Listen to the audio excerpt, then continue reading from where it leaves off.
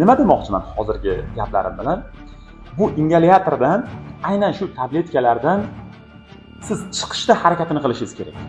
Ya'ni bir umr bularga bog'lanib qolish, bular bilan yashashni shaxsan men tavsiya bermayman.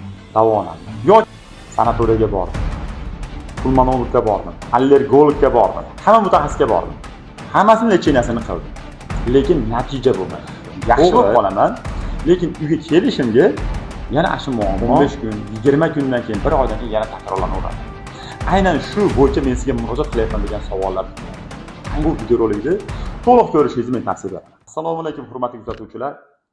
Bugungi videorolikda sizlarni eng og'riqli savollarga Xudo xolasa yaxshi yechim berishga harakat qilamiz. Juda ko'pchilik bemorlar bizga murojaat qiladi, doktor. Davolandim. Sanatoriyaga bordim. Pulmonologga bordim, allergologga bordim.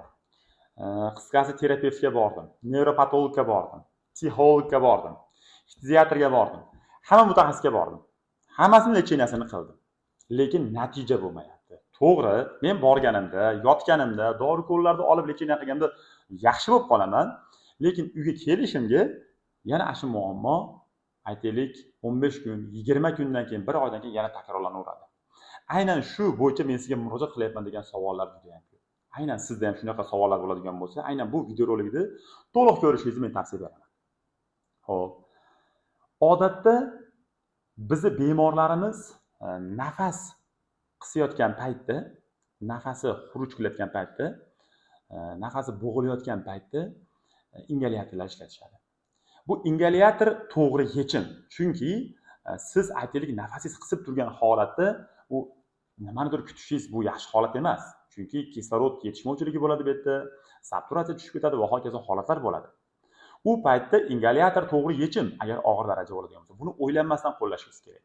Yoki sizni aytaylik doktor misol uchun qanaqadir dorilarni misol uchun 1 oy, 2 oy, 3 oyga ichishga buyurgan bo'lsa, bularni ham uzluksiz ichishingiz bu to'g'ri variant. Lekin men nima demoqchiman hozirgi gaplarim bilan? Bu ingalyatordan, aynan shu tabletkalardan siz chiqishda harakatini qilishingiz kerak. Ya'ni bir umr bularga bog'lanib qolish, bular bilan yashashni shaxsan men tavsiya bermayman. Yoki bo'lmasa butun umrlik parhezga buyuradi. Misol uchun juda ko'pchilik mutaxassislar. Bu ham to'g'ri variant. Men bularni ham noto'g'ri demayapman. Lekin siz aytaylik to'liq parhez qila olasizmi? Misol uchun 1 yil, 2 yil, 3 yil, 5 yil, 10 yil tasavvur qiling.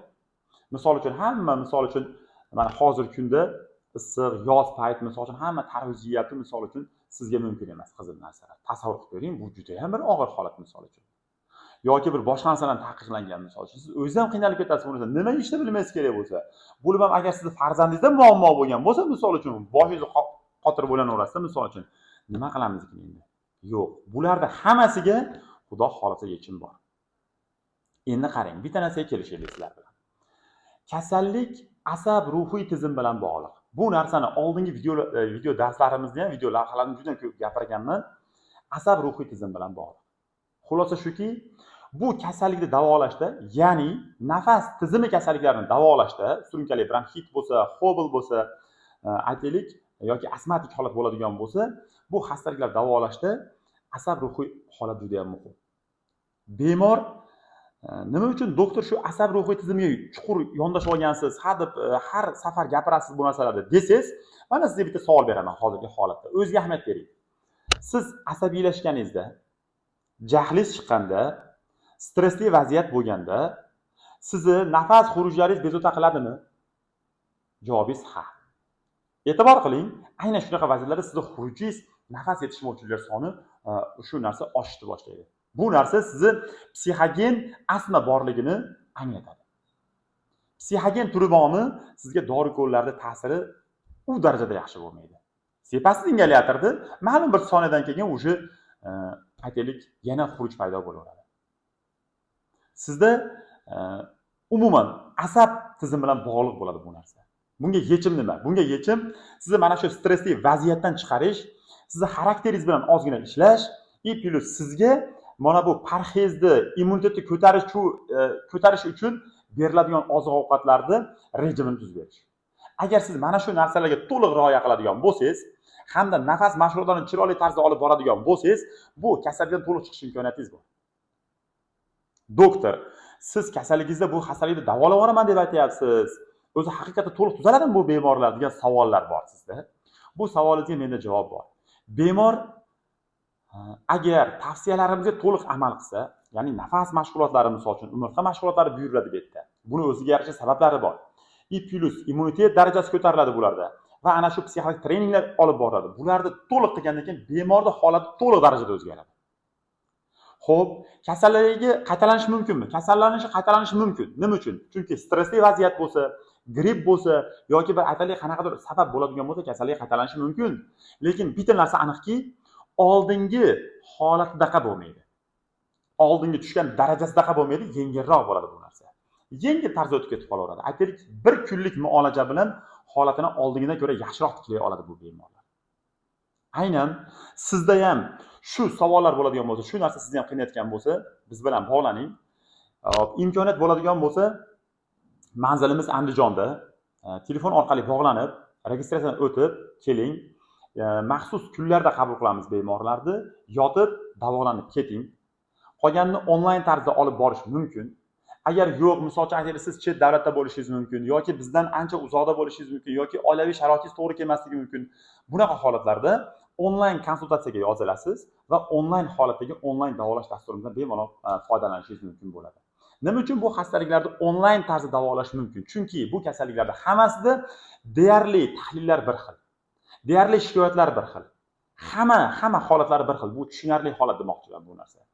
Faqat onlayn davolash dasturiga siz to'g'ri kelasizmi, siz to'g'ri kelmaysizmi, buni ham oldindan biz bilib olishimiz kerak bo'ladi. Xo'p, davolash dasturini boshlaganingizdan keyin albatta siz bilan biz 30 kun, 60 kun kerak bo'lsa 90 kun davomida birga ishlaymiz. Sizga aniq yechimlarni beramiz. Doktor, natija bo'lmasa-chi? Natija bo'lmasligi mumkin emas. Natija qachon bo'lmaydi? Natija siz men aytgan tavsiyalarni bajarmaganingizda bo'lmaydi xolos. Boshqa holatlarda to'liq natija bo'ladi. Bundan Xudo xolasa ko'nglimiz xotirjam bizni. Eng avvalo maqsadimiz sizni ana bu ingalyatordan, ana bu gormondan va ana bu efilindan olib chiqish. Meni eng asosiy maqsadim shu uchala doridan olib chiqish va parhezni kerak bo'lsa buzish. Nimaga? Dorisiz yashash baribir yaxshi. Siz uchun ham, biz uchun ham. Ikkilamchi xastaliklar kelib chiqish sababini oldin olgan bo'lamiz bu holatlarda.